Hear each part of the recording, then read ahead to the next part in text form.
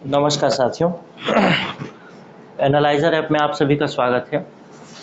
आज का जो मुद्दा है वो मुद्दा पढ़ाई से संबंधित कोई विषय नहीं है, बल्कि आज का जो विषय है वो हर स्तर पे आपको पढ़ाई पे, यानी आज का जो विषय है वो कोई विषय नहीं है। जैसे आपको हिस्ट्री पढ़ाऊँगा, ज्योग्राफी पढ़ाऊँगा, पॉलिटी पढ़ाऊँगा, ऐसा कुछ भी नहीं।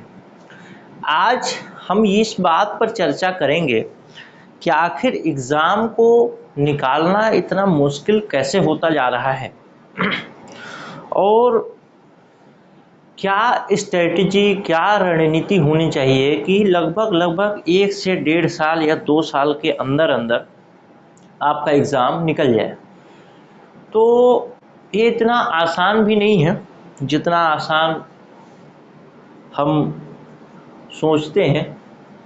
अगर इतना आसान होता तो सभी लोग कर लेते, लेकिन जितने लोग भी करते हैं वो लोग इसी पैटर्न को फॉलो करके करते हैं। लगभग किसी का कोई अलग पैटर्न नहीं होता। बात ये होता है कि कितने लोग मेरी बातों पर भरोसा करेंगे और उस तरीके से चलेंगे, वही लोग कामयाब हो जाएंगे। ऐसा मत सोचिएगा कि मैं जो बात बोल रहा हूँ वही बात सत्य है। एग्ज़ाम को निकालने के कई तरीके हो सकते हैं, उसमें से एक तरीके पर मैं आपसे बात करूँगा। देखिए, क्या होता है जब आप किताब को पढ़ना शुरू करते हैं, किसी भी विषय की किताब को पढ़ना शुरू करते हैं। मान लीजिए आप इतिहास को पढ़ना शुरू किया, आपने भारतीय इतिहास आपने पढ़ना शुरू किया। तो भारतीय इतिहास पढ़ते पढ़ते जब आपके भारतीय इतिहास में मान लीजिए 20 चैप्टर हैं, 1 से लेकर के 20 तक, तो यहाँ से पढ़ना शुरू किया आपने, चौथा पांचवें चैप्टर तक जब आप जाते हैं तो इधर पीछे का जो चैप्टर होता है वो होने लगता है क्या, गायब। अर्थात आप पीछे की चीज़ों को भूलने लगते हैं और आपको लगता है कि मैं भूलता जा रहा हूँ और इतना पढ़ने का कोई मतलब नहीं होता जा रहा। ठीक है, यही चीज़ें मुख्य समस्या होती है एग्ज़ाम के लिए भी, कि आप चीज़ों को जो पढ़ते हैं वो भूलते जाते हैं। तो सबसे महत्वपूर्ण बात क्या है एग्ज़ाम को निकालने के लिए? सबसे महत्वपूर्ण बात तो ये है कि आप पढ़ें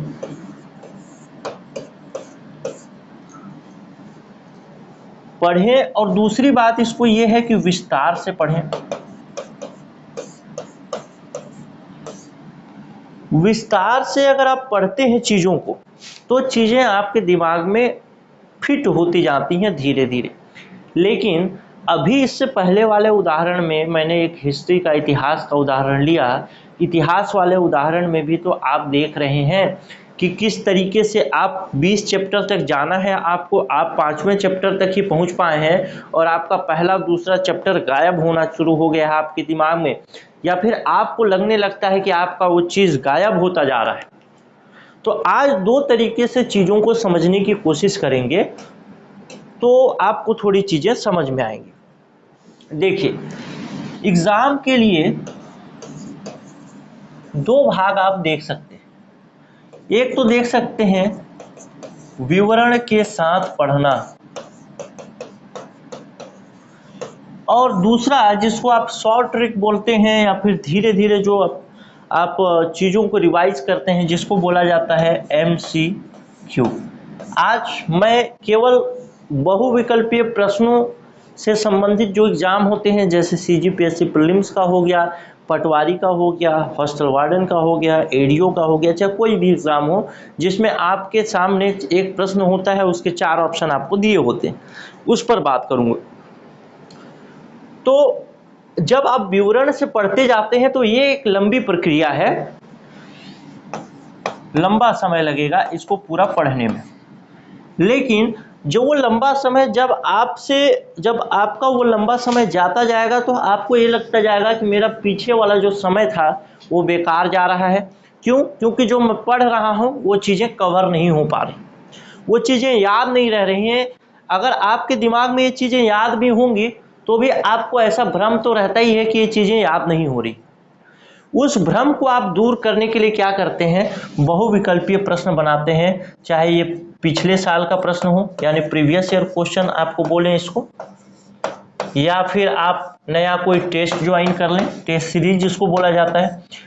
अब यही दो तरीके हैं, यानी एक पढ़ाई, चाहे पढ़ाई आप किताब के साथ करें, चाहे पढ़ाई आप ऑनलाइन क्लासेस के माध्यम से करें, चाहे पढ़ाई आप पीडीएफ के माध्यम से करें, लेकिन एक विवरणात्मक पढ़ाई जो होगा विवरण के साथ यानी विस्तार के साथ, वो यही होगा।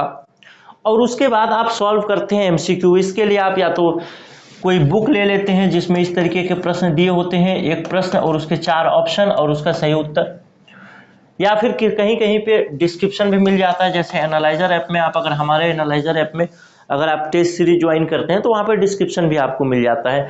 और डिस्क्रिप्शन कोई आसान चीज़ नहीं है। हमने अपने समय में मतलब हमने जब भी शुरू से आखिरी तक अभी तक जितना काम किया है एनालाइजर में, उसमें हमने देखा है कि क्वेश्चन और उसके 4 ऑप्शन के बाद डिस्क्रिप्शन ही होता है जिसको कि बनाने में सबसे ज़्यादा मेहनत लगता है। तो डिस्क्रिप्शन कोई छोटा मोटा चीज़ नहीं है। अगर आपको किसी भी टेस्ट सीरीज में किसी भी बुक में अगर डिस्क्रिप्शन मिलता है तो आप उस डिस्क्रिप्शन बनाने वाले को थोड़ा सम्मान की नज़र से देखिएगा, क्योंकि आसान काम नहीं होता है डिस्क्रिप्शन लिखना, हर एक चीज़ को, फैक्ट को ढूंढना और सारी चीज़ों को लिखना। तो इस तरीके से हम देखते हैं कि आप विभिन्न प्रकार की चीज़ें देखते हैं जिसमें कि आप टेस्ट यानी कुल मिला के आपका फाइनल एजेंडा जो होता है कि आपको एमसीक्यू यानी बहुविकल्पीय प्रश्न मिल जाए ताकि आप इस चीज को प्रैक्टिस करते चले। ठीक है, चलिए अब छत्तीसगढ़ के संदर्भ में थोड़ा सा बात करूं। जब आप सीजीपीएससी की तैयारी करते हैं या फिर व्यापम के किसी एग्जाम की तैयारी करते हैं तो आप क्या करते हैं, सबसे ज्यादा जोर आपका होता है छत्तीसगढ़ जीएस पे, सबसे ज्यादा जोर होता है छत्तीसगढ़ जीएस पे। तो छत्तीसगढ़ जीएस जो है वो बहुत ज्यादा मार्क्स तो कवर करता ही है छत्तीसगढ़ के संदर्भ में, उसको छोड़ा नहीं जा सकता। लेकिन किसी भी विषय में उतने ही नंबर लाए जा सकते हैं जितना कि उसका पूर्णांक हो। और ऐसा तो है नहीं कि आप भगवान के अवतार बन के आए हैं तो आप 20 या फिर 50 प्रश्न अगर छत्तीसगढ़ सीजीपीएससी में पूछ रहा है छत्तीसगढ़ जीएस से संबंधित तो 50 के 50 आपके सही होंगे, ऐसा तो हो नहीं सकता। तो दरअसल होता क्या है, मान लीजिए 7 सब्जेक्ट हैं सीजीपीएससी प्रीलिम्स के लिए, 7 सब्जेक्ट हैं। 7 सब्जेक्ट में आप देखते हैं कि 50 नंबर सीधे सीधे छत्तीसगढ़ जीएस कवर कर लेता है। सीजी जीएस सीधे 50 नंबर कवर कर लेता है। और बाकी फिर पॉलिटी मान लेते हैं 7 नंबर कवर करता है, हिस्ट्री 7 नंबर इंडियन वाला, इकोनॉमिक्स 7 नंबर, जियोग्राफी 7 नंबर, तो 7 चौको 28 और कुछ कुछ करके मान लीजिए 7 5 25 7 7 49। तो इस तरीके से जाकर के आप यहाँ टोटल ये 50 नंबर कवर करता है। 7 7 7 7 करंट अफेयर कुछ मिला करके 7, 1 2 3 4 5 6 7। तो इस तरीके से 49-50 नंबर अलग अलग सब्जेक्ट कवर करता है, चाहे इसमें हिस्ट्री हो, जियोग्राफी हो, पॉलिटी हो, इकोनॉमिक्स हो, इकोलॉजी इन्वायरमेंट हो। तो आप क्या करते हैं, इस भाग को सबसे ज़्यादा जोर दे देते हैं और 50 में से कितना भी आप मेहनत करेंगे तो आप ज़्यादा से ज़्यादा कितना बहुत अच्छा कर लेंगे छत्तीसगढ़ जीएस में। 50 में से आप 40 नंबर कवर कर लेंगे, 41 कर लेंगे, 42 तक चले जाएंगे, लेकिन इससे ज़्यादा तो नहीं जा सकते। अब आप क्या तो कोई पार्ट छोड़ देते हैं, जैसे पॉलिटी छोड़ दिया आपने इकोनॉमिक्स छोड़ दिया, यानी 7 दूना 14 नंबर का आपने छोड़ ही दिया, उसको पढ़ा ही नहीं, या पढ़ा भी तो ढंग से पढ़ा ही नहीं, सरसरी निगाह से पढ़ा। अब सरसरी निगाह से पढ़ने से पॉलिटी बनने वाला नहीं है, इकोनॉमिक्स बनने वाला नहीं है। तो जहां पर यहाँ पे 100 प्रश्न था यानी 200 नंबर का पूर्णांक हुआ करता था, वहां पे आपने 7 दूना 14 नंबर छोड़ दिया तो आपका प्रश्नों की संख्या कितनी हो गई 86, और पूर्णांक आपका कितना हो गया 2 और 8 2 16 17, यानी 172 नंबर का ही पूर्णांक आपका बचा, क्योंकि 2 सब्जेक्ट तो आपने छोड़ ही दिए। तो ये सब्जेक्ट का छोड़ना बहुत ज़्यादा रिस्की हो जाता है, बहुत मतलब मुश्किल काम हो जाता है। अगर आप सब्जेक्ट छोड़ रहे हैं तो देखिए आपका कॉम्पिटिटर 200 नंबर के लिए फाइट कर रहा है और आप 172 नंबर में फाइट कर रहे हैं, मतलब 172 नंबर में आप कितना लाएंगे और आपका कॉम्पिटिटर होगा वो 200 नंबर में कितना लाएगा। तो जाहिर सी बात है ये 200 नंबर में कितना लाएगा, तो आप कितना भी पढ़ेंगे तो इससे ज़्यादा तो नहीं ला सकते। तो सबसे पहली बात तो किसी भी सब्जेक्ट को आप छोड़ें नहीं। किसी भी सब्जेक्ट को छोड़ेंगे तो आपका हालत यही होगा कहने का मतलब कि आपका जो मैक्सिमम मार्क्स होगा, पूर्णांक होगा, वही कम हो जाएगा। अब उसी पूर्णांक में से आपको अंक प्राप्त करने हैं। ये बात आपको समझ में आई होगी। अब बात यह है कि हिस्ट्री इतना लंबा है, ज्योग्राफी इतना लंबा है, पॉलिटी इतना लंबा है, इकोनॉमिक्स इतना लंबा है, इकोलॉजी इन्वायरमेंट इतना लंबा है, करंट अफेयर इतना लंबा है। तो इस चीज को जब हम पढ़ें तो हमारे साथ ये समस्या हो जाती है कि ये पीछे वाला छूटने लगता है। तो जब पीछे वाला छूटने लगेगा तो फिर हम पढ़ें कैसे? तो उसका समाधान है एमसीक्यू। लेकिन इसका भी एक समाधान हम करने की कोशिश कर रहे हैं। इस एमसीक्यू का भी एक समाधान करने की कोशिश कर रहे हैं, जो कि आपको YouTube पर ही उपलब्ध होगा। कुछ दिनों में इसका अनाउंसमेंट आपको मिल जाएगा। तो YouTube पर उपलब्ध होगा, कुछ दिनों में अनाउंसमेंट आपको मिल जाएगा कि इसको किस तरीके से किया जाए। आपको मैं कहता हूं कि हर सब्जेक्ट को रिवाइज करने के लिए केवल और केवल 10 मिनट देने होंगे, केवल और केवल 10 मिनट। तो सोचिए, आप अगर हर सब्जेक्ट को 10 मिनट देंगे, 10 मिनट में हम 10 क्वेश्चन कराएंगे, तो 365 दिन में कितना क्वेश्चन हो गया?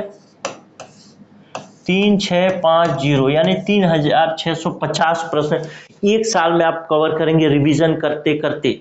आप पढ़े कहीं से भी, किसी भी कोचिंग इंस्टीट्यूट में ज्वाइन करें, कोई भी नोट्स पढ़ें, कोई भी टेस्ट सीरीज दें, कोई भी ऑनलाइन क्लास ज्वाइन करें, लेकिन ये 10 मिनट आप निकालिए।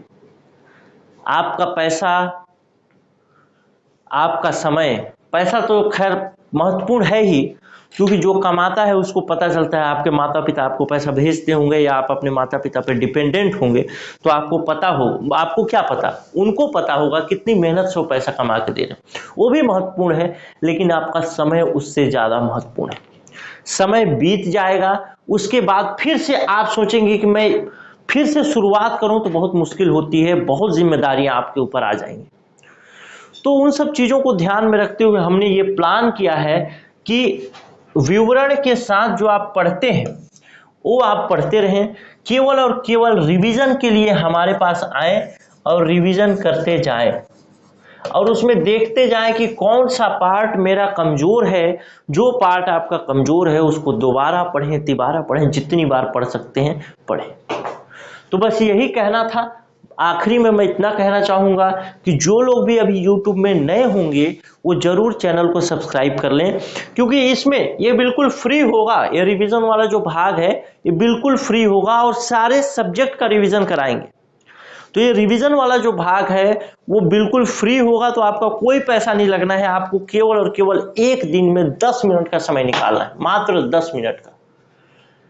तो 10 मिनट का समय आप निकालिए, प्रॉपर टाइम, सारी चीज़ें हम अनाउंस करेंगे, लेकिन उससे पहले आप YouTube चैनल को सब्सक्राइब कर लीजिएगा और एक बेल आइकन होता है जिसको आप दबा दीजिएगा, मतलब क्लिक कर लीजिएगा, ताकि नोटिफिकेशन आपको मिल सके। इसमें हमारा कोई लाभ नहीं है, कोई हम कोर्स नहीं बेच रहे हैं, कुछ भी नहीं कर रहे हैं, सब चीज़ इसमें फ्री में होगा। तो आप फ्री की चीज़ों को पढ़ते जाइए, देखते जाइए। दूसरी बात कि विवरण के साथ वाली जो बात है, तो आप लोगों ने अगर हमारा क्लास देखा होगा, कंप्यूटर का क्लास चल रहा है या फिर मैंने महिला पर्यवेक्षक का पढ़ाया है, जो लोग ज्वाइन किए होंगे उनको पता होगा कि किस तरीके की क्लासेस होती है। तो हम ये चाहेंगे, हमारी कोशिश ये होगी कि सारा सब्जेक्ट तो हम नहीं करा पाएंगे, हमारा भी संसाधन है, तो सारे सब्जेक्ट को अगर आप बोलेंगे कि आप फ्री में कराएं तो हम फ्री में नहीं करा पाएंगे। ये ईमानदारी वाली बात है। हमको भी ऑफिस चलाना है, ऑफिस के एम्प्लॉय को तनख्वाह देना है, सैलरी देनी है, सब चीज़ें देखनी है, लाइट का बिल देना है, AC चल रहा है उसका बिल देना है, डिजिटल बोर्ड को खरीदें तो इसका पैसा देना है, तो सारी चीज़ें हैं, सर्वर है, सारी चीज़ें। तो उन सब का पैसा देना है, तो सारी चीज़ें तो हम फ्री में नहीं करा पाएंगे, लेकिन कुछ सब्जेक्ट यूट्यूब में फ्री में चलेंगे। वो कौन से सब्जेक्ट फ्री में चलाने चाहिए, कौन से सब्जेक्ट फ्री में नहीं चलाने चाहिए, वो नीचे आप कमेंट करके बताइएगा। दूसरी बात कि ये जो रिवीजन वाला जो मैंने बताया कि पर डे आपको 10 मिनट का समय देना है, इसमें क्या हम सुधार कर सकते हैं या फिर हमारा प्लान कितना अच्छा है कितना बुरा है, इन चीज़ों को भी नीचे कमेंट करके बताइएगा। सारे सब्जेक्ट को रिवीजन का प्लान हम कर रहे हैं, जिससे आपका जो पढ़ाई है वो ठीक ठाक तरीके से चल सके। हमारा उद्देश्य ही होगा आपका सिलेक्शन। भले हम इसमें फ्री में कर रहे हैं, लेकिन इस फ्री के कंटेंट को आप फ्री मत समझिएगा। आपका समय जाएगा जो 10 मिनट, वही आपका महत्वपूर्ण है। वही 10 मिनट आपको देना है और उसी 10 मिनट में आपको पूरा रिवीजन हो जाएगा। तो बस यही कहना था। बाकी मिलते हैं अगले अनाउंसमेंट में। मैं बताऊंगा किस तरीके की क्लासेस चलेंगी, क्या चलेंगी। आप अपने सुझाव नीचे जरूर कमेंट करिएगा, ताकि हम उस पर और अच्छा बेहतर आपको दे सकें। बस यही जानकारी थी। नमस्कार, जय हिंद। मिलते हैं अगले वीडियो में। आप कमेंट जरूर करिएगा, सब्सक्राइब करिएगा और चाहे तो शेयर भी कर लीजिएगा। नमस्कार, जय हिंद।